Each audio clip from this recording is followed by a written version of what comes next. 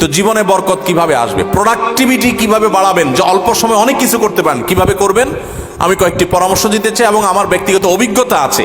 আর এই পরামর্শগুলো হাদিসের আলোকে কয়েকটি কাজ করতে পারেন আপনার প্রোডাক্টিভিটি বাড়ানোর জন্য। আলহামদুলিল্লাহ, আমি আমার বাসায় আমার ফ্যামিলির সদস্যদের এটার উপরে উদ্বুদ্ধ করেছি, তারা আমল করে। আপনি কিছুদিন এটা করে দেখেন, দেখবেন আপনার জীবনে কি পরিমাণ বরকত এসেছে। ইসলামের ইতিহাসে স্বর্ণযুগের অনেক সোনালী মানবরা আছেন, তাদের মাত্র 30, 35, 40 বছরের জীবনে হাজার হাজার পৃষ্ঠার বই রচনা করেছেন, গবেষণামূলক বই। আজকালকার মতো কপি পেস্ট মার্কা বই না, যে গুগল থেকে নকল করে কপি পেস্ট করে বই লিখে ফেলছে, জি না। তখন গুগল আর নেট ছিল না, লাইব্রেরি থেকে পড়াশোনা করে নিজেরা গবেষণামূলক গ্রন্থ লিখেছেন। 10 ভলিউম, 20 ভলিউম, 30 ভলিউমের এক একটা বই এক একটা আলমারি হয়ে যাবে। 30-40 বছর বয়সে এত বড় বড় বই লিখে ফেলেছেন। আর আমরা অনেকে আছি 30-40 বছর বয়সে ওই বইগুলো পড়েও শেষ করতে পারবো না। কয়েকটি কাজ করতে পারেন আপনার প্রোডাক্টিভিটি বাড়ানোর জন্য। নাম্বার 1, খুব গুরুত্বের সাথে লক্ষ্য করবেন, রাতে দেরিতে ঘুমাবেন না। যারা রাতে দেরিতে ঘুমায় এদের জীবনে বরকত নষ্ট হয়ে যায়, এদের জীবনে প্রোডাক্টিভিটি থাকে না। দেখুন, পৃথিবীতে যে সমস্ত দেশগুলো উন্নত হয়েছে, আপনি আমেরিকা বলেন, জাপান বলেন, কোরিয়া বলেন, আপনি ইউরোপ বলেন, পৃথিবীর যে সমস্ত অঞ্চলের যে সমস্ত দেশগুলো উন্নত হয়েছে, তাদের দেখবেন সবার একটা কমন লাইফস্টাইল হলো তারা রাতে তাড়াতাড়ি ঘুমায় পড়ে। সমস্ত উন্নত দেশের সব মানুষদের মধ্যে এই কালচার আছে। সারা পৃথিবীতে যে দেশগুলো উন্নত হয়েছে তারা সবাই দেখবেন সন্ধ্যার পর শুয়ে পড়ে। আর আমাদের বাঙালির রাত শুরুই হলো 10টার পর, তাই না? জীবনের প্রোডাক্টিভিটি নষ্ট হয়ে যায়, বরকত নষ্ট হয়ে যায়। যে তরুণ তার প্রোডাক্টিভিটি বাড়াতে চায় সেই জন্য রাতে তাড়াতাড়ি ঘুমায়। রাতে তাড়াতাড়ি ঘুমায়, যেগুলো রাতে করবেন ওইগুলো সকালে করবেন। অনেক যুবক আছে পড়াশোনা করে রাত 12টা পর্যন্ত। আরে ভাই, রাত 10টায় আপনি ঘুমিয়ে যান। এই যে 2 ঘন্টা পড়লেন, ভোর রাতে উঠে ফজরের সময় 2 ঘন্টা পড়েন, ওই 2 ঘন্টা এই 2 ঘন্টার চাইতে অনেক বেটার হবে। কারণ 6-7 ঘন্টা 8 ঘন্টা ঘুমের পরে যে ফ্রেশ মুড থাকবে, ওই সময় পড়লে সেই পড়াটা অনেক তাড়াতাড়ি আপনার আত্মস্থ হবে।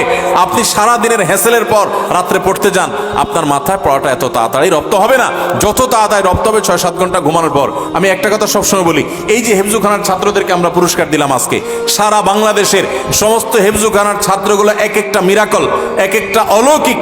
কারণ এই যে অলৌকিকত্ব, এক একটা অলৌকিক বিষয় এদের মধ্যে রয়েছে, সেটা হলো যে এরা সবাই ছোট ছোট বাচ্চা মানুষ। 30 পারা কোরআন হেফজ করে ফেলে মাত্র 2 বছরে, 1 বছরে, 6 মাসে, বিভিন্ন সময়। কিভাবে সম্ভব?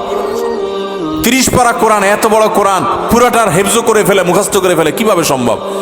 যে কয়েকটা সিক্রেট আছে, এই সিক্রেটস গুলোর মধ্যে একটা সিক্রেট হলো, একটা রহস্য হলো যে হেফজুখানায় 100% ছেলেরা রাতে তাড়াতাড়ি ঘুমায়।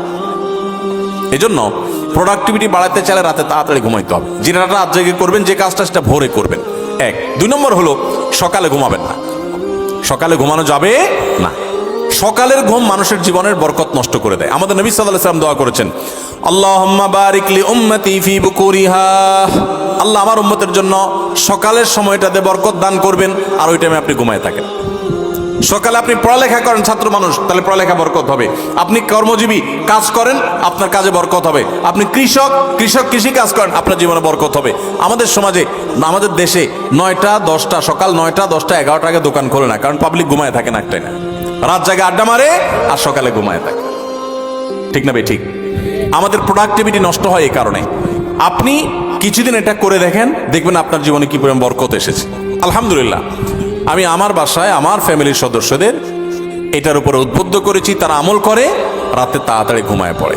10টার ভিতরে সবার ঘুম শেষ, আর সকালে কোনো ঘুম নেই। ভোর থেকে উঠে যার যার কাজে সে লেগে যায়। আবার দরকার হলে দুপুরে একটু ঘুমাবেন, সুন্নাত সেটা, আর এর বাইরে কোনো কাজ করবেন না। তাহলে প্রোডাক্টিভিটির জন্য 1 নম্বর হলো রাতে তাড়াতাড়ি ঘুমাবেন। 2 নম্বর হলো ফজর পরে ঘুমাবেন না, ফজর পরে জেগে থাকবেন, কাজ শুরু করবেন। আর রাতে তাড়াতাড়ি ঘুমালে এমনি ফজরের সময় আপনি ঘুম ভেঙে যাবে, কারণ সারা রাত ঘুম, বড় রাত ঘুম হয়ে যাবে ইনশাআল্লাহ। 3 নম্বর এবং সর্বশেষ প্রোডাক্টিভিটির জন্য যেটা বলতে চাই, তা হলো এই মোবাইল এবং বিভিন্ন রকমের ডিভাইসের নেশা বন্ধ করতে হবে। তা না হলে প্রোডাক্টিভিটি কখনো বাড়বে না।